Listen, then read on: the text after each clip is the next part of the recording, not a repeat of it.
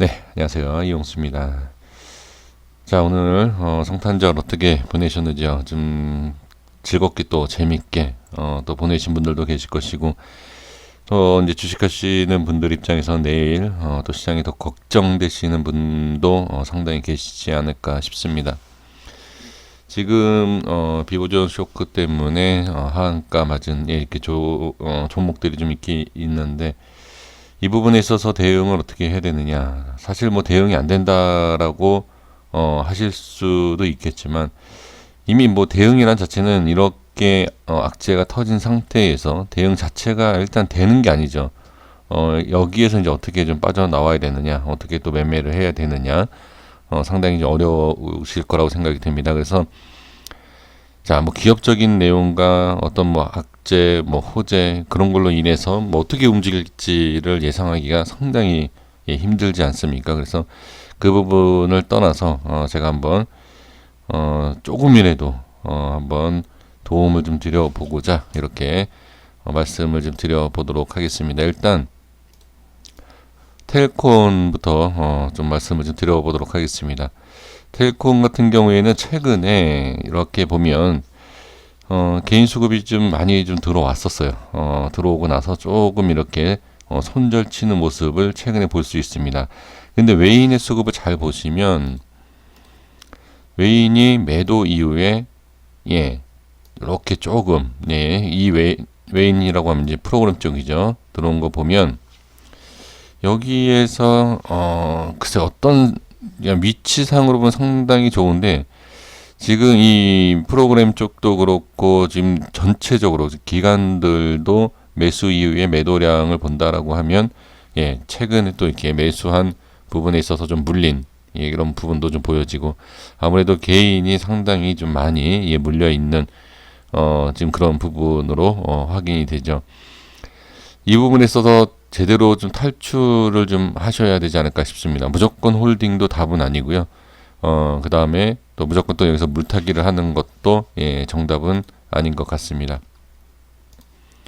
일단 흐름에 대해서 본다라고 하면 예전에 이제 좀 이렇게 이제 설정을 했습니다. 오래전에 설정을 한 거기 때문에 뭐 약간의 좀 차이가 있을 수는 있지만 일단 제가 설정한 부분에 있어서 자, 이 부분 이런 모습이 나왔을 때 자, 이 악재에 대해서 지금 악재가 나왔기 때문에 사실 이렇게 좀 말씀을 좀 드릴 수 있는 부분이긴 합니다.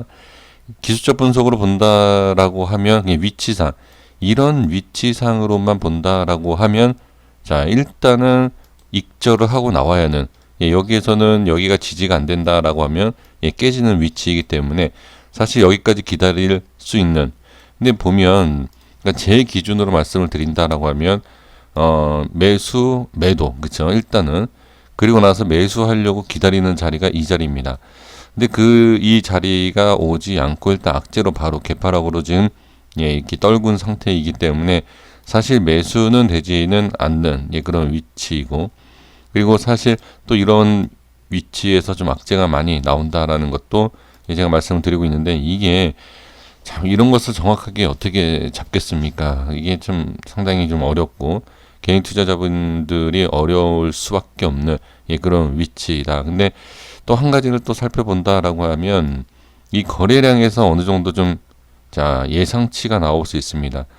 지금 상승 이후에 이렇게 떨굴 때 이런 모습을 본다라고 하면 거래량이 상당히 좀 빠져나가는 모습을 좀 볼 수 있고요. 이런 위치에서. 그래서 여기에서 쉽게 사실 이런 자리 지금 여기에서 개인 투자자분들이 매수를 좀 많이 한 상태거든요. 지금 12월 중순입니다. 여기가 다 개인이 매수한 거예요. 그리고 나서 누군가가 또 이렇게 좀 매도 외인 쪽, 그러니까 외인 쪽이라는 게 여기 보시면 외국계, 당연히 외국계 또는 프로그램 쪽 이런 식으로도 매도 물량이 상당히 나온 것을 지금 수급상에서 확인이 되는데 그러니까 이런 걸 본다라고 하면 개인들만 여기에서 상당히 좀 많이 산 그런 부분. 그러니까 지금 이러한 부분을 본다라고 하면 이미 누군가 이러한 악재가 있을 거라는 것은 알고 있었다라는 것이 확인이 되죠. 그러니까 또 이렇게 말씀하실 겁니다. 이렇게 하락하고 나서 이런 얘기 누가 못하느냐라고 말씀들을 많이 하시겠지만 지금 뭐, 예, 차트상으로 보고 수급을 봐도 어느 정도, 그러니까 예를 들어서 여기가 자리가 좋아서 기다리고 있다 하더라도 또 매수를 한다 하더라도 예, 쉽게 접근한다든지 비중을 많이 실어서 들어갈 수 있는 그런 위치는 아닌 것은 분명합니다. 지금 이 고점에 대한 이 부분에 있어서 이렇게 보면 여기 음봉이 이런 식으로 살짝 올라갔다가 이렇게 음봉을 쭉 빼지 않습니까? 이거는 저는 그렇게 해석을 하거든요. 조금 지금 이 상황에서 본다 그러면 좀 털고 나오는, 그래서 제가 예전에 한번 이런 얘기를 한 적이 있어요. 지금 제가 이 차트를 봤을 때 7,000, 여기 7,500원, 600원 지금 그 정도일 것 같은데 그 밑으로 나왔을 때는 별로 좋지 않다라는 말씀을 제가 드리지 않았을까 싶어요. 제가 이 당시에 한번 제가 기억이 나는데 이 차트에서 이 7,500-600원대 이 자리가 밀리면 안 좋다라는 말씀을 드린 적이 있습니다. 그런데 지금 이렇게 지지를 받고 다시 올라옵니다.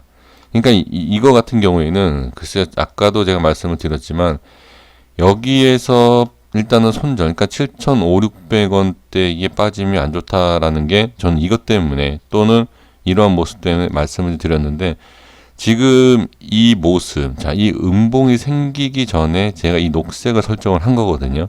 그래서 이걸 봤을 때 제가 이 자리를 한번 말씀을 드린 적이 있는데 이 밑으로 빠졌다 다시 올라오죠. 그러면 지금 제가 말씀드린 자리, 여기가 유지가 됐다라기보다도 올라갔다가 매도 이후에 다시 이렇게 빠지는 모습이거든요. 여기 위치상으로 본다라고 하면 이 부분만 보면 상당히 괜찮아요. 이 부분만 본다라고 하면. 그런데 좀 전에도 말씀을 드린 것처럼 여기가 매수가 되고 매도를 하고 이제 기다려야 되는 그런 지금 자리입니다. 제가 이 말씀을 드리는 이유가 뭐냐면 이 부분에 있어서 수급적인 부분에서 제가 이 자리를 말씀을 드린 그럼 정확한 건 아닙니다만 제가 차트를 보면 그런 내용을 말씀을 드리지 않았나 싶습니다. 이 부분에 있어서 이런 악재가 터져서 지금 밑으로 뺐다. 그리고 거래량을 이렇게 좀 계산을 다시 한번 해본다라고 하면 악재 속에서 제가 말씀드리는 맥점 자리가 항상 뭐라고 말씀드리죠? 급등이 나오고 그러니까 어설프게 이렇게 올라갔다가 이렇게 빠지고 그게 아니라 올라가면 좀 많이 올라가고 빠질 때 확 빠지는 그런 기준이 될 수 있다라는 것을 그것을 이제 바탕으로 해서 제가 설명을 드리고자 지금 그것을 말씀드린 건데 지금 주봉상에서 본다라고 하면 예전에 제가 이제 7,200원 여기를 왜 설정했는지 볼까요? 이것 때문에 제가 같이 설정을 한 것 같은데 지금 여기가 손절을 쳐야 되는 부분입니다. 근데 이게 지금 갭으로 밀렸기 때문에 그렇죠? 갭으로 밀린 상태이기 때문에 손절이라는 것을 할 수가 없이 그냥 만약에 들고 계셨다라고 하면 그냥 들고 가야 되는 그런 부분이죠. 그리고 나서 그러니까 좀 전에 또 말씀드린 게 이거예요. 여기 이 라인이 매수 타점이지 않습니까? 매수 타점이다라고 하면 여기를 기다렸다라고 그러면 사실 이 위에서 매수할 필요가 없다. 저는 또 그렇게 보여지고 그 설명을 드린 건데 지금 이 자리에서 매수를 상당히 지금 많이 한 상태. 여기죠. 이 자리죠. 이 꼬리가 지금 개인들이 물린 꼬리예요. 그래서 지금 그 부분이 좀 아쉬움이 분명히 좀 있고 여기에서 지금 본다라고 하면 제가 예전에 설명을 드렸던 부분이 이제 4,200원에 대한 저점에 대한 부분을 말씀을 좀 드린 상태인데 지금 이렇게 제가 이제 덩어리 이렇게 체크를 해드린 이 부분, 그러니까 이 부분에 있어서 저항이나 또는 지지가 돼줄 수 있는 그러한 부분으로 또 이렇게 좀 말씀을 드릴 수 있는데 지금 이 부분 4,200원대 여기를 보시기 전에 저는 한 번 더 월봉에서 좀 큰 그림을 한번 더 봤으면 좋겠거든요. 월봉에서도 더 크게 빠지는 지금 월봉에서 제가 여기를 체크를 해 드린 적이 있는데 지금 월봉상으로 본다라고 하면 지금 계속 밀린다. 그럼 3,000원까지도 지금 보여지고 있거든요. 자, 여기에서 한번 주봉에서 한번 간단하게 또 보겠습니다. 네, 잠시만요. 지금 이 부분 한 4,700원, 4,700원, 4,800원. 네, 여기를 어떻게 지지가 될지를 좀 보시는 게 어떨까. 지금 제가 예전에는 제가 4,200원에 대한 부분을 말씀을 드렸는데, 지금 거래량을 보고, 지금 거래량이 좀 터져주면서 이렇게 뺐다라고 하면 좀 다시 또 얘기가 좀 달라질 수 있는데, 거래량이 좀 비정상적인 모습입니다. 그죠? 거래량 없이 이만큼 지금 뺀 상태이기 때문에, 자, 여기에서, 자, 얼마의 거래량이 터질지는 뭐 당연히 예상할 수는 없지만, 지금 이 거래량, 자, 이만큼 하락시켰을 때 거래량을 한번 뭐 정확하게 계산할 수 있는 건 아니지만, 이 자리를 지켜주는지를 한번 볼 필요가 있을 것 같습니다. 그러니까 지금 이 4,700~800원에 대한 부분을 어떻게 보셔야 되냐면, 자, 만약에 바로 뭐 개파락으로 또는 뭐 점하로 이렇게 떨어진다라고 하면 뭐 그때는 다시 여기를 저항을 봐야 되고요. 그 다음에 이렇게 그냥 조금씩 빠지면서 하락을 한다. 그때는 이 4,700원을 지지로 받느냐. 그것을 확인해 볼 필요가 있을 것 같습니다.